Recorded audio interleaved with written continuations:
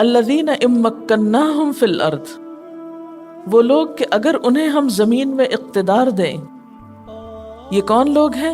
جو ابتداء میں دین کی خاطر گھروں سے نکال دیے گئے تھے۔ الذین اخرجوا من دیارہم، اب کیا ہے، ایک وقت آیا، اللہ کی مدد ساتھ ہوئی، اللہ نے انہیں زمین میں قدرت دی، اقتدار دیا۔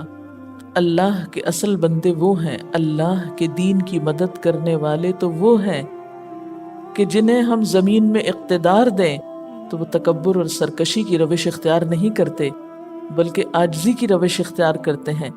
اسی لیے اقاموا الصلاۃ، ان کی پہلی صفت کیا ہے کہ وہ اللہ کے آگے جھکتے ہیں، نماز قائم کرتے ہیں، اپنی ذات پر بھی اور معاشرے میں بھی۔ وآتوا الزکوٰۃ، اور زکوٰۃ دیتے ہیں، یعنی انہیں انسانوں کے حقوق کا خیال ہوتا ہے، ان کی بھلائی کے لیے کام کرتے ہیں۔ یہاں بنیادی طور پر ایک اسلامی فلاحی مملکت کے بنیادی خد و خال بتائے گئے ہیں۔ وَأَمَرُوا بِالْمَعْرُوفِ، اور وہ نیکیوں کا حکم دیتے ہیں، وَنَهَوْا عَنِ الْمُنْکَرِ، اور برائی سے روکتے ہیں، وَلِلَّهِ عَاقِبَةُ الْأُمُورِ، اور اللہ کے لیے ہے عاقبت تمام امور کی، یعنی تمام امور اللہ کے حکم سے طے پاتے ہیں، ہر بات کا مرجع اللہ کا حکم اور اسی کی تدبیر سے ہے، ہر چیز اسی کی طرف پلٹتی ہے۔ اب آپ دیکھیے کہ ان آیات پر اگر آپ ایک سیکوینس میں نظر ڈالیں تو ایک ایسی تصویر ذہن میں ابھرتی ہے کہ اللہ کی طرف بلانے والے نے اللہ کی طرف لوگوں کو بلایا، جن لوگوں نے اس پکار پر لبیک کہا ان پر سخت قسم کی آزمائشیں آئیں، لیکن ان آزمائشوں میں انہیں صبر کا حکم دیا گیا۔ صبر وہی کر سکتا ہے جس کے اندر عاجزی ہو، جس کے اندر خدا کا خوف ہو۔ اس سارے امتحان میں وہ پورے اترے، پھر اللہ نے ان کے دن پھیرے، انہیں زمین میں قوت ملی، انہوں نے اللہ کے دین کے لیے قربانی کی تو اللہ نے بھی ان کی قدردانی کی۔ اللہ نے ان کو زمین میں اقتدار دیا، اقتدار پانے کے بعد وہ دوسروں پہ چڑھ نہیں دوڑے، بلکہ وہ تعلیم و تربیت جو اقتدار ملنے سے پہلے ان کی ہوئی تھی، اقتدار ملنے کے بعد وہی تعلیم و تربیت ان کے ساتھ رہی، اور انہوں نے پہلا کام کیا کیا کہ اللہ کے آگے جھک گئے۔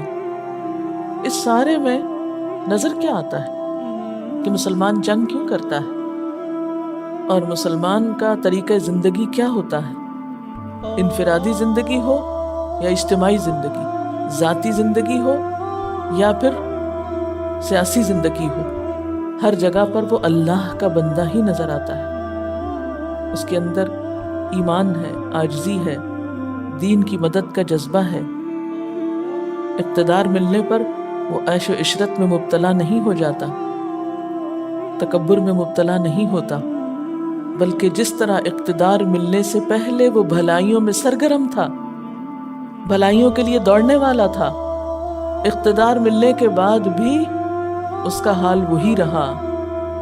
ذاتی زندگی میں نماز روزے کے علاوہ امر بالمعروف اور نہی عن المنکر اور اجتماعی فلاح و بہبود کے لیے کوشاں ہو گیا۔ یہ کام وہی اسلامی حکومت کیا کرتی ہے جس کی بنیادی تربیت اسلام کے ڈھنگ پر ہوئی ہو۔ صرف نعرہ لگانے سے یہ تمام اوصاف پورے نہیں ہو سکتے۔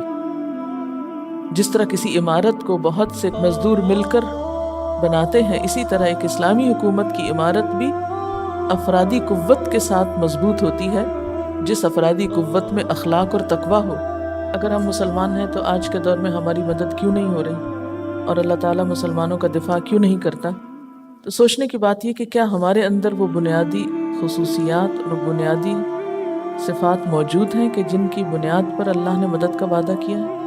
اللہ تعالیٰ نے فرمایا وَلَيَنْصُرَنَّ اللَّهَ مَن يَنْصُرُهُ، لیکن ہم اپنی انفرادی اور اجتماعی زندگی میں کیا ان صفات کے حامل ہیں کہ اقاموا الصلاۃ وآتوا الزکاۃ وامروا بالمعروف ونہوا عن المنکر؟